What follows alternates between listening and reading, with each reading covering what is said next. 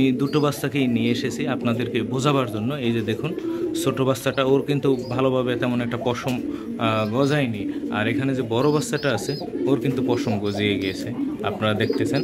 আর কারণ ও বেশি খাবার খেয়েছে আর ও বড় হয়েছে তাই। আসসালামু আলাইকুম প্রিয় ভাই বোনেরা, কেমন আছেন সবাই?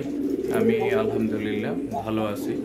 আমার কবুতর ঘরে যেটা মাঝে মধ্যে হয়ে থাকে, এই যে দেখুন, এটা কিন্তু একটা রেসারের বাচ্চা, আর এই বাচ্চাটা কিন্তু বড় বাচ্চা।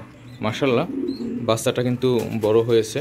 তো সবাই বাচ্চাটির জন্য দোয়া করবেন। আর বাচ্চাটিকে কিন্তু আমি প্রায় ঘন্টাখানেক ধরে এই ঝুড়ির মধ্যে রেখেছি। আর এই ঝুড়ির মধ্যে রাখার একটা কারণ আছে, সেটা হচ্ছে এখানে আরও একটা বাচ্চা আছে ওর মা বাবার কাছে। ওর মা গিরিট খাচ্ছে এখানে। আর ছোট যে বাচ্চাটা সেটাকে আমি দেখাই আপনাদেরকে। এই যে দেখুন, এই যে বাচ্চাটা এই যে ছোট বাচ্চা, তো এটাকে দেখুন, এটা কিন্তু মাশাআল্লাহ খুব খাবার খেয়েছে। আমি দুপুরবেলা খাবার খেতে আসছিলাম, ওই সময় এই বাচ্চাটাকে আমি দেখি যে একেবারেই খাবার খায় নাই।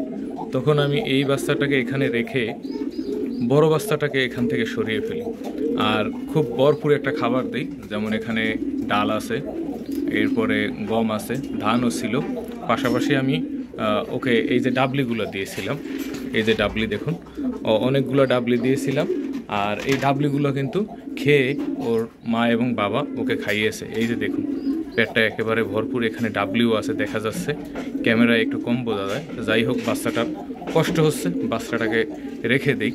আর এখন দেখুন, এই যে বড় বাচ্চাটা আছে, এই যে দেখুন, বড় বাচ্চাটার পেটে কিন্তু খাবার আছে, ও কিন্তু সকাল থেকে খাবার খেয়েছে। আর ওই যে ছোট বাচ্চা যেটাকে দেখিয়েছিলাম, ও কিন্তু খাবার খায়নি। এখানে আমি দুটো বাচ্চাকেই নিয়ে এসেছি আপনাদেরকে বোঝাবার জন্য। এই যে দেখুন, ছোট বাচ্চাটা ওর কিন্তু ভালোভাবে তেমন একটা পশম গজায়নি, আর এখানে যে বড় বাচ্চাটা আছে ওর কিন্তু পশম গজিয়ে গিয়েছে, আপনারা দেখতেছেন। আর কারণ ও বেশি খাবার খেয়েছে আর ও বড় হয়েছে তাই। তবে এখান থেকে এই যে কবুতর জোড়া, ও ও ও কিন্তু জেন্টস মানে নর, আর ও কিন্তু মাদি মানে মেল এবং ফিমেল, এটা কিন্তু একেবারে 100% কনফার্ম।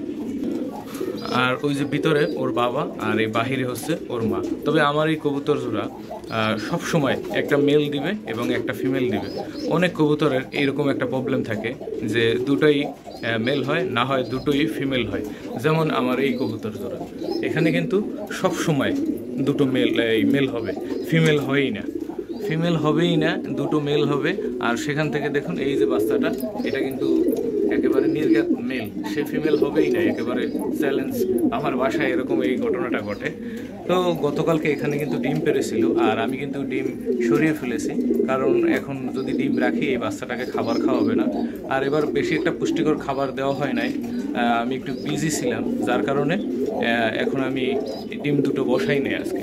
তো বন্ধুরা, আমার এই বাচ্চা দুটোর জন্য অবশ্যই দোয়া করবেন। আর এই পাশাপাশি এখানে দেখুন, এখানে কিন্তু আমার এই যে লাল যে নরটা, লাল মিয়ার ছেলে, ও কিন্তু এখানে ডাকাডাকি করছে। আর বারবার ও কিন্তু এখান থেকে, এই যে সাদা মাটিটা জুটিওলা, ও কিন্তু বারবার এখানে চলে আসছে। তো দেখি এখান থেকে খুলে দিলে ওরা কি করে, একটু বের করে দেই। এই নরটাকে দেখি মাদির এখানে দিয়ে দেই, এটা জোড়াই দিয়ে দিই, অনেকদিন হয় এরা সিঙ্গেল আছে, জোড়াই দিয়ে দিই, দেখি তারা কি কীরকম কাজ করে। এবং তারা মাদিটা দেখা যাচ্ছে খুব আকর্ষণীয়, খুব উচ্ছ্বাসিত, নরের সাথে জোড়া নেওয়ার জন্য খুব নড়াচড়া করতেছে, মুভমেন্ট নিতেছে যে নর কখন তাকে প্রপোজ করবে।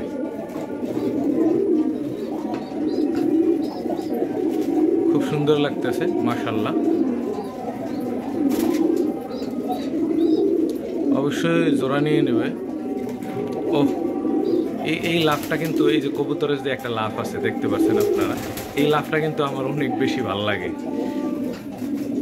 এই যে দেখুন, ছোট ছোট একটা লাফ দেয়, দু পায়ে জোড়া লাফ, যেটাকে আমরা বলি জোড়া লাফ।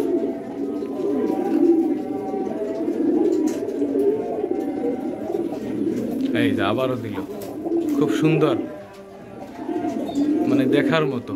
দুটো কবুতরই অনেক সুন্দর। আর এখানে এই বাচ্চা দুটোকে আমি দিয়ে দেবো এখানে।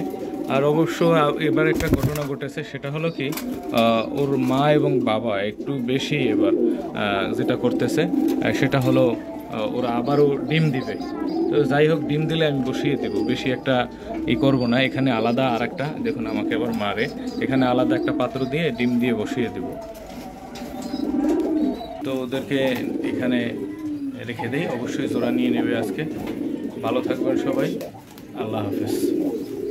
আসসালামু আলাইকুম প্রিয় ভাই বোনেরা, কেমন আছেন সবাই? আমি আলহামদুলিল্লাহ ভালো আছি।